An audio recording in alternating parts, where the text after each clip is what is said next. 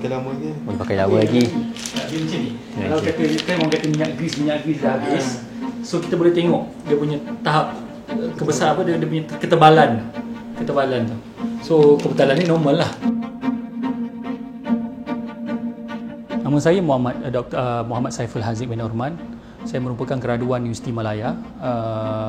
Saya dah jadi doktor lebih daripada 10 tahun. Sekarang ini merupakan CEO untuk Poliklinik Amal Medik dan juga CEO group kepada Kino Haigo Group lah. This is kalau orang ada masalah lah, selalu dia ada dia punya red blood cell dia clump. Maksudnya dia bercantum-cantum. Tapi apa yang jadi selepas PMF dia jadi satu-satu. Dia separate.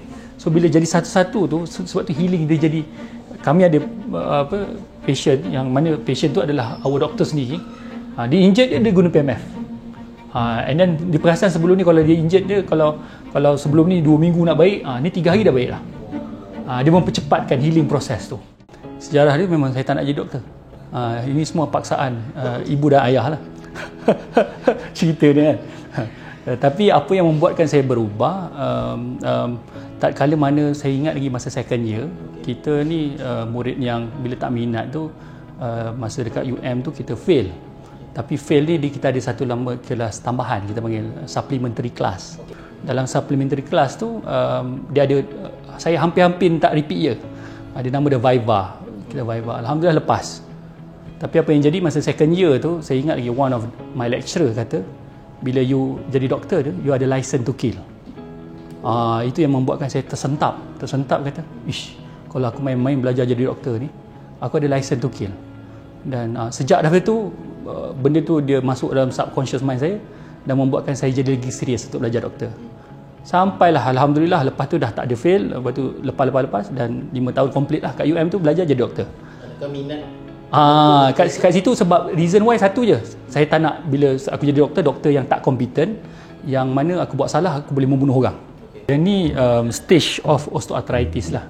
Yang paling common orang datang sebab sakit lutut lah. Maksudnya kita panggil dalam bahasa rakyat ni kita panggil penuaan lutut. So kalau kita tengok dalam model ni, kalau penuaan lutut ni dia tak ada orang kata kehausan lutut tu lah. Tapi bila dah lama-lama dia ini baru fasa awal. Ini fasa moderate, ini fasa advance. Bermakna kalau kita tengok tu penuaan lutut tu dia punya tulang-tulang tu dia dah jadi bergerigi. Dia jadi bergerigi. Yang ni licinnya tulang dia kan. Dia dah bergerigi. Lepas tu dari segi kecederaan tu dia dah jadi makin nipis. Ini tebal lagi kan. Ini tebal lagi dia punya meniscus ni dia jadi makin nipis. Inilah orang kata selalu kata minyak grease dah habis. Orang selalu katalah. Dan dekat Amal Medik kami ada beberapa rawatan yang kami sediakan untuk yang penyakit ni.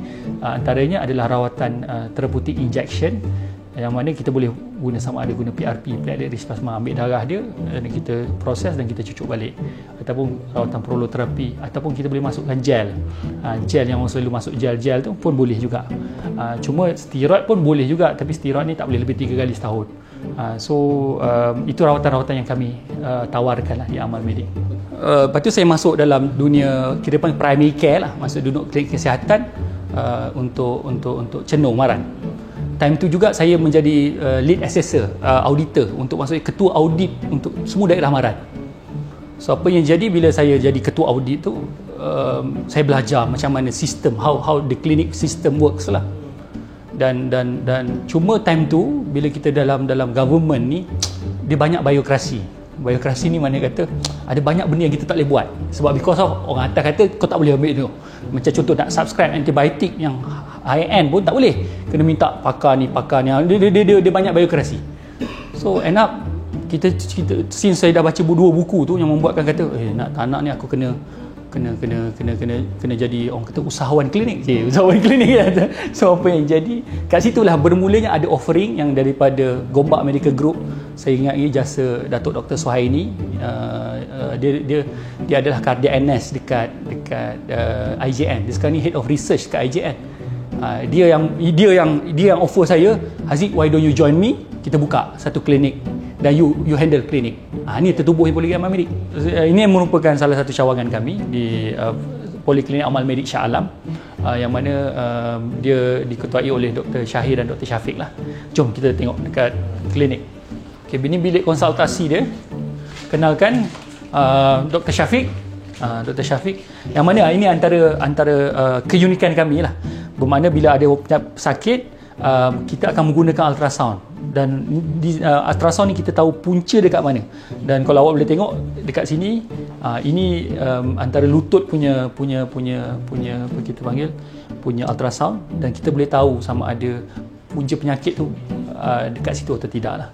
Dan ultrasound ni yang membuatkan orang kata kita tak main agak-agak, kita very precise punca dekat mana. Is it sama dengan yang untuk check pregnant ni? Yes. Okay. Dia sama, tapi ilmu dia berbeza. Untuk yang mengandung tu kita panggil apa nama tu kita panggil apa nama? Kelas abdominal. Bukan, yang mengandung tu apa? Obstetric. Obstetric. That one is obstetric ultrasound. This one kita panggil musculoskeletal ultrasound. Tapi mesej yang sama lah. Untuk amal medik, memang kami fokus kepada pain management dan surgical.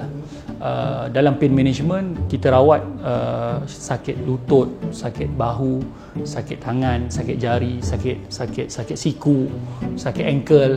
So kita tahu punca dekat mana.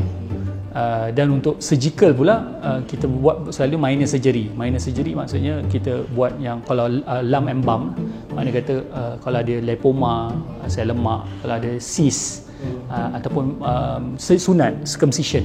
Dan kita antara klinik yang offering sunat is a wide range of circumcision technique. Wide range maksudnya kita ada yang laser, kita ada plastibell, kita ada stapler, kita ada kita ada clamp. So wide range, dan kita pun ada bius tanpa jarum. Bermakna kalau takut jarum tu, kita ada bius yang tanpa menggunakan jarum. So this is our model of business lah. Dan the good thing is dalam amal medik ni, our doctors, kita looking for what best for the patient. Maknanya kata saya contoh antara amal medik ni, kami ni antara COGS untuk business lah, maksudnya cost of goods sold kami kalau boleh less than 30% daripada revenue. Bermakna kami bukan drug pusher. so bukan apa, kadang-kadang because of you nak sale, you terpaksa push your drugs. Kami bukan macam tu. Kami cuba what best for the patient. Maksudnya kalau masalah tu lah, cater for that. So that's why kebanyakan dalam doktor amal medik yang ada, kami sangat fokuskan helping with the serving mindset tu. Sebab kalau serve ni, dia bukan cerita pada diri dia dah, dia cerita pada what best for the patient. So benda ni yang saya rasa dah mula dinampak oleh pelanggan-pelanggan kami. Amal medik lain lah, doktor dia cakap lain lah, jarang saya jumpa doktor macam ni. Dia macam tu. Ini adalah rawatan kita panggil pulse electromagnetic field therapy.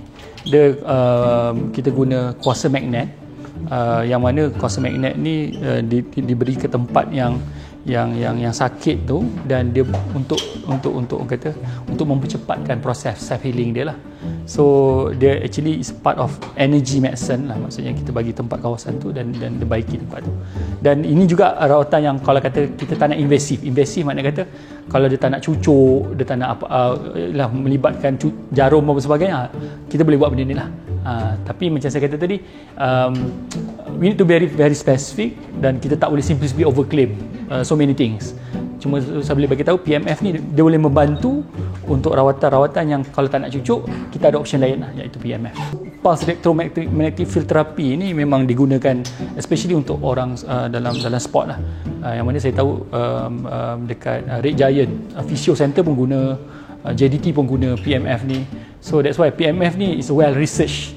Cuma ramai orang tak expose lagi.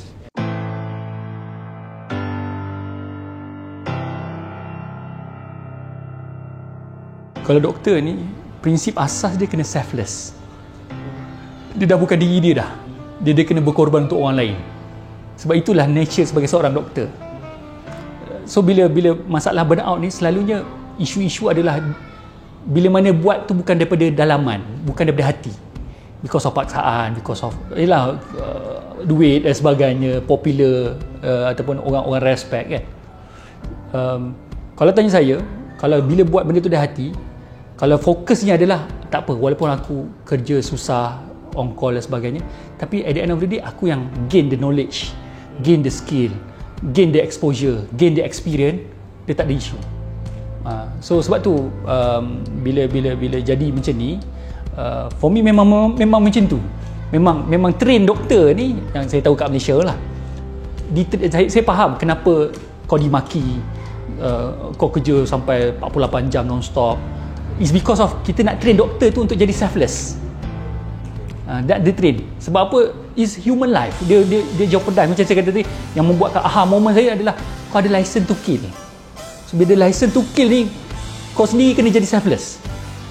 So apa yang jadi adalah, kalau tanya saya, nasihat dia adalah cuba cari balik meaning and purpose untuk kenapa at the first place jadi doktor.